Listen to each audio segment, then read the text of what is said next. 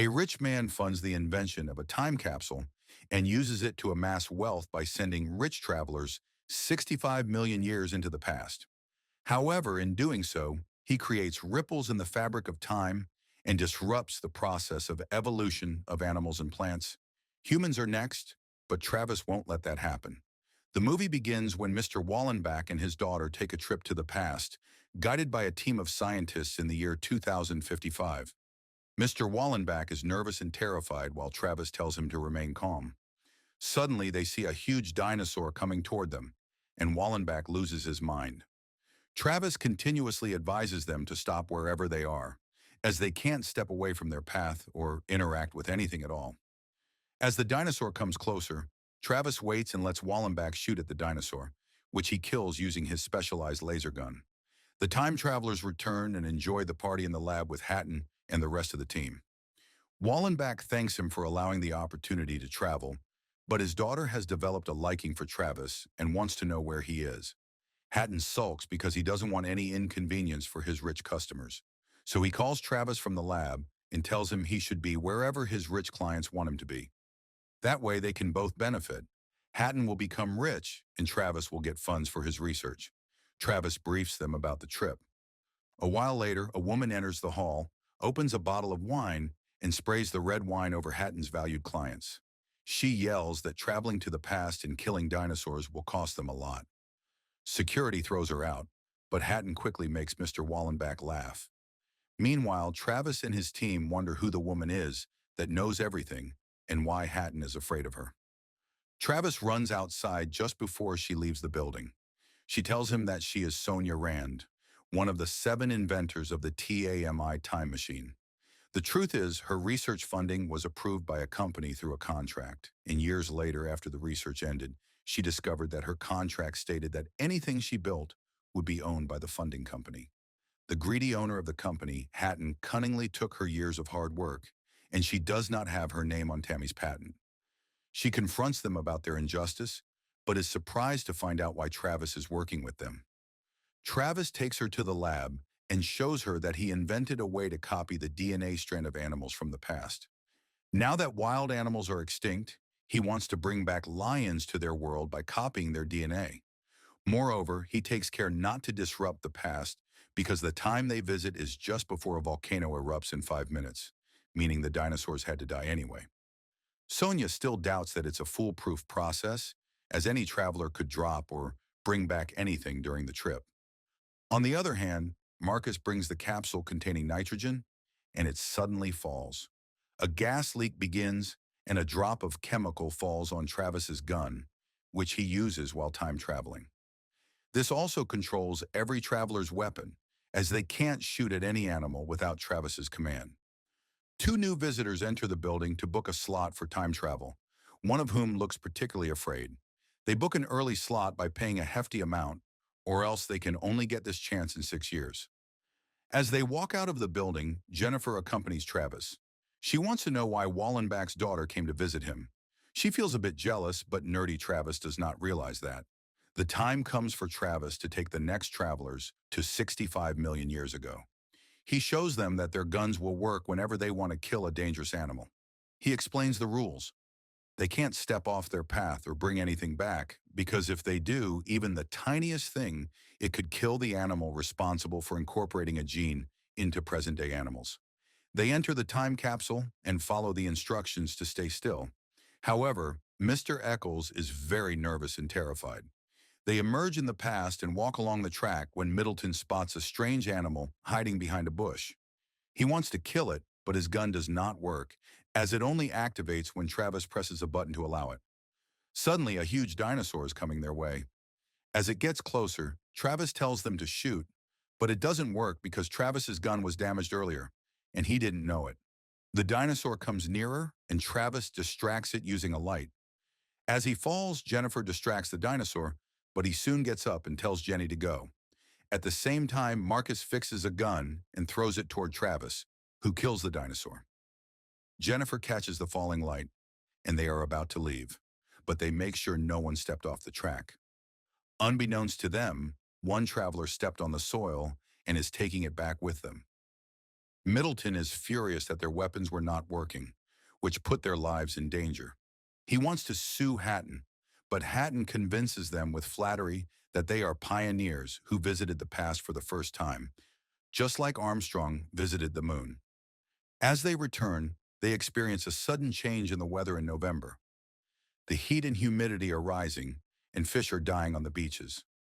Strangely, new trees are emerging from the earth all of a sudden, and Travis is disturbed that these changes are somehow relevant to their interference in the time fabric. The next day, Travis has to take two new travelers to the past, but this time he is not happy. As usual, they arrive in the time where there are still 5 minutes before the volcano erupts. But all of a sudden, they sense that something is off. The volcano erupts ahead of schedule, and they have to rush back into Tommy to save their lives. On their return, they discuss in a meeting how TAMI has never made a mistake in its time calculations before. At the same time, the government officer who monitors TAMI travel to ensure safety informs Hatton that after this incident, all meetings will be recorded, and for the time being, they are shutting down Tommy. Hatton speaks with Travis, stressing that they need to resolve the issue quickly, or he will lose a lot of money. Travis reveals his belief that whatever happened is related to their time travel and that he needs to talk to Sonia, as she must know something. On the way to her home, he sees a road cracked in the middle, with a large plant emerging from it. At Sonia's door, there are already people asking why vines are growing all over the building.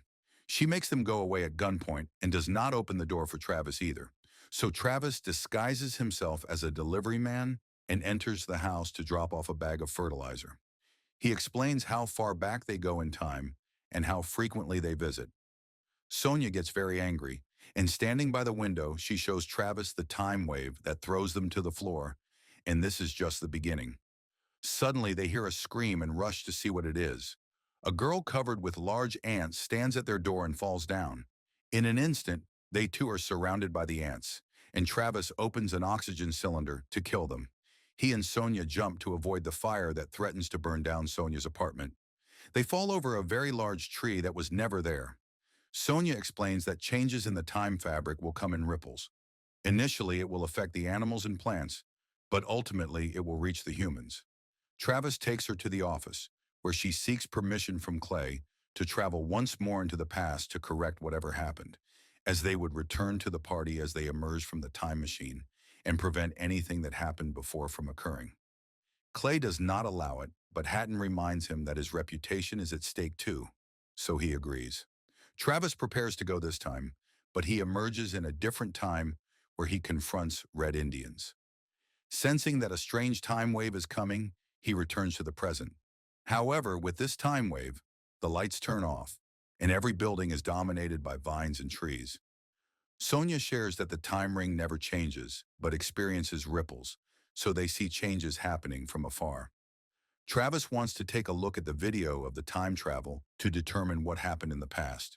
However, from the video where the dinosaur attacked them and they ran toward Tommy, he cannot see anything that is causing changes in the present-day world.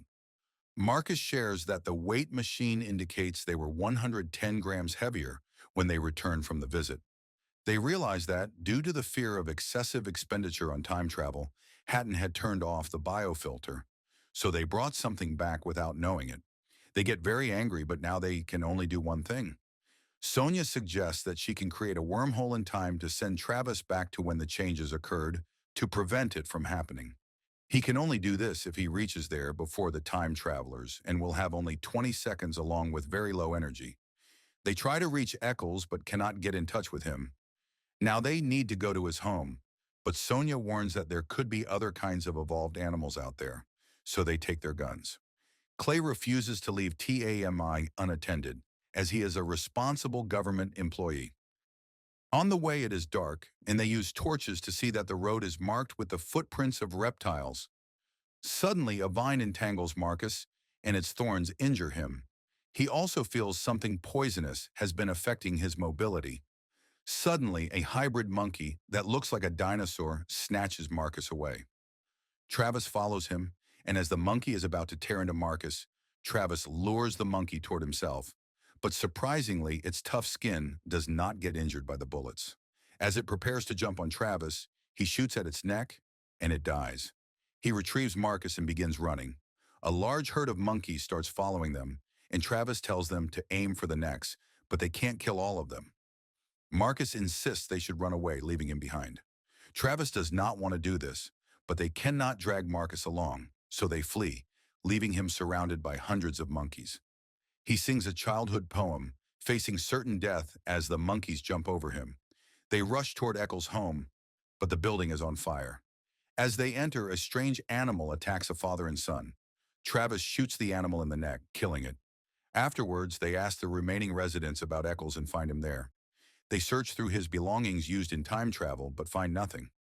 Now they want to meet Middleton, as he might have brought something back from time. They use a vehicle from the garage to quickly get to Middleton's home, which is covered in strange vines and plants. Middleton does not answer when they knock, as he seems very disturbed. His wife kicked him out of the home, and he lives alone. Travis explains that he just wants to look for his safari suit that he used during time travel. But Middleton appears a little crazy and uses the gun to repel them. He tells Travis that no one can fix the mess that has happened to this world and kills himself on the spot. After he dies, they see that Middleton had brought along a little butterfly attached to his shoes.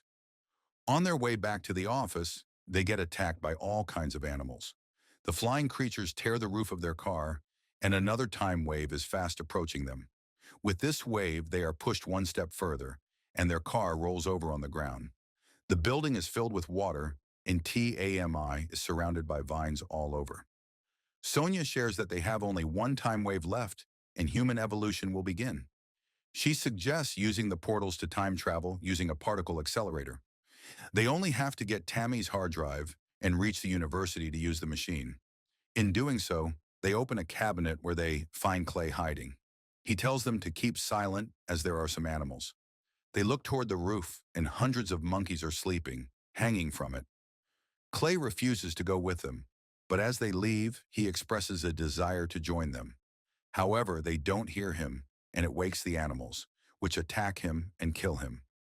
The subway route is the easiest, as the main roads have converted into jungles. They enter a train, but the train roof starts collapsing and water gets inside. A very large snake resembling a fish attacks them, which Travis attempts to kill. It dies, but Travis becomes breathless from being underwater for too long. Sonia pushes him out of the water and gives him mouth-to-mouth resuscitation, and he regains consciousness. At last, they reach the university where Sonia puts the hard drive in the particle accelerator, and Travis prepares to travel using the wormhole. He arrives exactly where they traveled in the past and stops Jenny from taking anything along. He reminds her to turn on the biofilter, and as Middleton loses his balance, he holds him back to prevent him from falling on a butterfly, which would cause all the havoc. Jenny does the same, and they turn on the biofilter while the butterfly flies alive in front of them. They return safely, and upon returning, Jenny tells Travis that she met another version of him in the past who asked them to turn on the biofilter to avoid unintended changes in the world. She also gives him a disc that contains the recording of another Travis, which she successfully hid from Hatton. That day, Travis takes the disc and reaches Sonia's home to show her the disc and help him get out of this job. The movie ends here.